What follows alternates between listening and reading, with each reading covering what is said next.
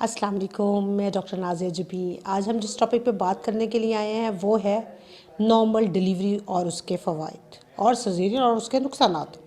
Obviously normal delivery के फ़वाइद पे basically हम बात करेंगे। बात क्या है, देखिए आजकल ये कॉन्सेप्ट बन गया है कि जी मुझे तो ऑपरेशन करना है। As you she get pregnant, जैसे वो प्रेग्नेंट होती है उसकी पहली आती है कि जी मुझे तो सजेरियन कराना है, मैंने तो ऑपरेशन कराना है, मैं तो पेन ले ही नहीं सकती, मेरी तो बच्ची बड़ी नाजुक है। इवन अब मदर्स ने डिस्करेज करना शुरू कर दिया कि मेरी बच्ची बहुत कमज़ोर है, इसको ये मसला है, इसको वो मसला है, ये पेन ले ही नहीं सकती, जबकि ये गलत है।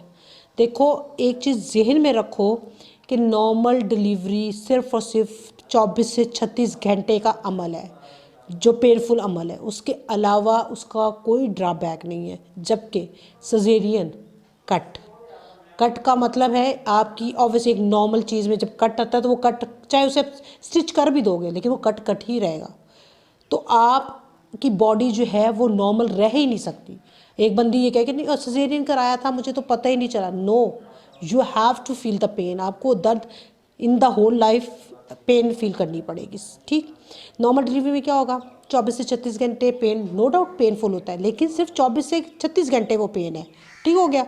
उसके बाद आप जो एक्सरसाइज करना चाहो आप कर सकते हो, आपकी body back into the normal shape आ सकती है, आप बेबी को फ़ौरन से पहले फीड करा सकते हो, ठीक हो गया।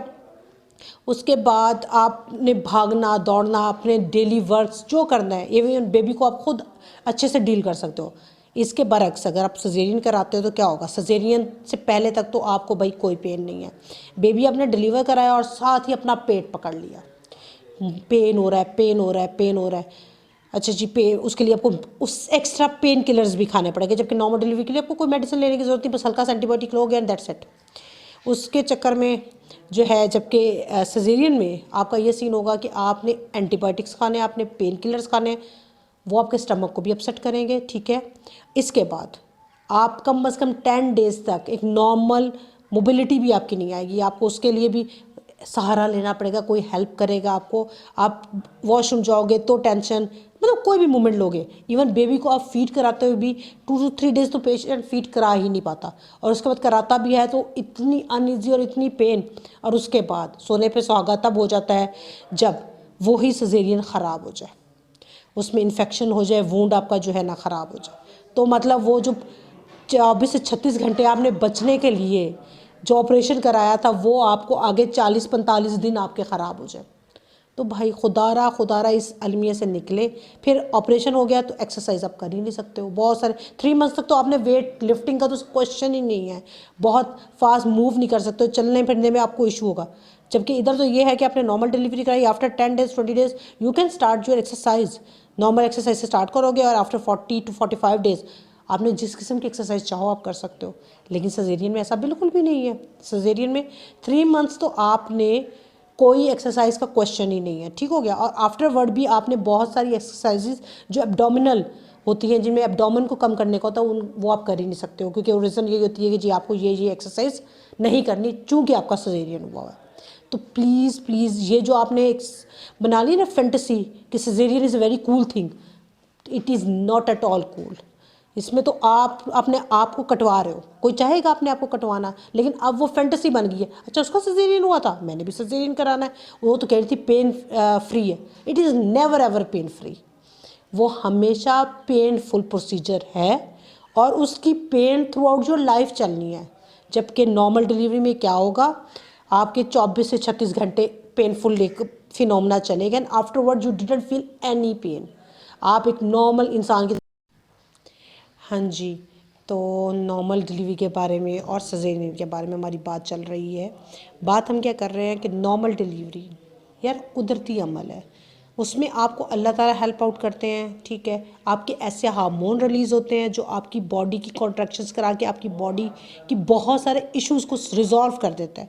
आप सिर्फ एक बेबी डिलीवर नहीं कर रहे हो, आपने उस पूरी प्रेगनेंसी में जो इश्यूज़ आपको हुए थे आपने साथ वो भी समझो डिलीवर कर दिए, वो भी आपकी बॉडी के निकल गए। नॉर्मल चीज़ नॉर्मल है, अल्लाह ने जब एक चीज़ नॉर्मल बनाई है। सजेरियन का क्या होगा, सजेरियन आप करा लोगे और आफ्टरवर्ड वहाँ पे क्या होगा, आप थ्रू आउट द लाइफ उसी स्ट्रगल में रहोगे, उसी टेंशन में रहोगे। वो एक कट आपका चाहे उसको जितना आप कहो कि अभी मेरा हील अप हो गया, अब सब सही है, now I can do anything, नहीं, आपको फिर भी हर जगह कहीं ना कहीं आपको ये कह दिया जाएगा ये पॉइंट ये काम आप नहीं कर सकते चूँकि आपका सिजेरियन हुआ है, जबकि नॉर्मल डिलीवरी में ऐसा कुछ भी नहीं है। नॉर्मल में आप नॉर्मल आपने डिलीवर कराया और जैसे डिलीवर कराया आपकी सारी टेंशन ख़त्म। बेबी को नॉर्मली आप अच्छे से केयर कर सकते हो, आप उसके साथ उसको फीड करा सकते हो, आप अपने नॉर्मल घर के जो काम है जो आपकी नॉर्मल लाइफ है उसमें आप जा सकते हो। मतलब भूल जाओ कि आपने कुछ बच्चा पैदा भी किया था, लेकिन सजेरियन आपको हर लम्हा बताता है कि आपने बच्चा पैदा किया है। क्यों? क्योंकि आप कोई मूवमेंट लोगे तो पेन, आप बेबी को फीड कराओगे तो पेन, आपने कोई घर के काम करने हैं तो पेन, और आफ्टरवर्ड जब कोई वज़न उठाया कुछ उठाया तो शदीद किस्म का पेन। एंड इवन अब नेक्स्ट बेबी की तरफ आ जाओ, जब नेक्स्ट बेबी आप पैदा करने लगोगे तो क्या होगा। नॉर्मल डिलीवरी जब आपने कराई होगी तो वो डिलीवरी पहली प्रेगनेंसी से पहली डिलीवरी से ज़्यादा ईजी हो जाएगी। वो अल्लाह ताला आपको मज़ीद हेल्प आउट करेंगे। आप चूँकि वो पेन पहले फील कर चुके होंगे एक दफ़ा, तो वो आपको कम पेन होगी और उसका टाइम भी कम लगेगा। लाइक पहली डिलीवरी फ़र्ज़ की आपकी 24 घंटे की थी, तो ये डिलीवरी आपकी 16 से 18 घंटे की होगी। टाइम पीरियड भी कम, ईजी भी, टाइम पीरियड भी कम और पेन भी कम। जबकि इसके बरक्स अब आप सेकेंड बेबी करते हो जबकि आपका पहला सजेरियन हुआ था, थ्रू आउट द प्रेगनेंसी आप तकलीफ़ में हो, एक खौफ है कि मेरे पिछले टांके ना खुल जाएं। ठीक, एट द टाइम जब आपका ऑपरेशन का टाइम आएगा तो क्या होगा, आपको वो जो टाइम पीरियड में आपको पेन स्टार्ट होगी तो एक डर, खौफ, एक एमरजेंसी का आलम रहेगा। आप 24 घंटे इसी टेंशन में रहोगे कि कहीं मेरे टांके ना खुल जाएं, कहीं मेरे टांके ना खुल जाएं।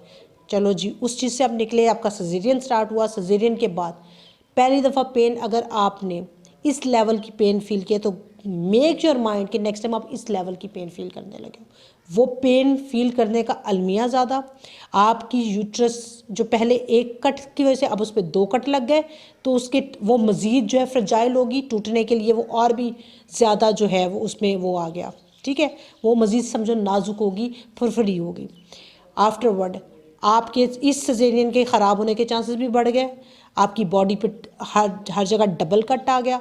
आप एक चीज़ को एक दफ़ा काटते हो तो कम वो ढीली होती है, जब सेकंड टाइम काट देते हो तो पक्का निशान हो जाता है, उसके कटने के चांसेस और भी मतलब हर बच्चे के साथ, हर डिलीवरी के साथ आप अपनी बॉडी को ख़राब से ख़राब तक कर रहे हो। मतलब आपके टांके और अपनी बॉडी आपकी ख़राब होती जा रही है। आप रेडी रहो कि आगे किसी भी लम्हे आपके ये टांके खुल भी सकते हैं। ठीक हो गया, आपकी ये तकलीफ़ अब दिन ब दिन बढ़नी है, ये नहीं होना कि कम होनी है। जबकि नॉर्मल डिलीवरी में ऐसा कुछ भी नहीं है। नॉर्मल डिलीवरी में आपने बच्चा डिलीवर किया और उसके बाद सब सेट। तो खुदारा इस अलमिये से बाहर निकलो कि यार मुझे तो, और ये जो फैंटेसी है कि जी मुझे तो ऑपरेशन कराना है, मैं तो पेन नहीं ले सकती, इससे निकलो। ये आपको लग रहा है कि ये पेन मुश्किल है और सिजेरियन वाली पेन बहुत अच्छी है, ये पेन इतनी सी है सिर्फ बिफोर डिलीवरी, और ये जो पेन है ये throughout the life pain है। तो ख़ुद आपने डिसाइड करना है कि आपको क्या 2 डेज़ की पेन चाहिए या throughout the life pain चाहिए। मैं बीइंग ए डॉक्टर आपको मशवरा दे सकती हूँ, आपको समझा सकती हूँ, लेकिन ऑब्वियसली डिसीजन आपका है, आप क्या डिसाइड करोगे। और प्लीज़ अपनी बेटियों को और अपनी बहनों को और अपनी बहुओं को ये समझाना छोड़ दें कि ये तुम दर्द नहीं ले सकती। अगर आप वो दर्द ले सकती थी तो ये बच्ची भी ले सकती है, क्योंकि no she is also becoming a mother. तो इसको उस तरह बच्चों वाला डील करना बंद करें और उसको समझाएं, उसको फ़वाइद बताएं। थैंक यू सो मच, अपना ख्याल रखिएगा, अल्लाह हाफ़िज़।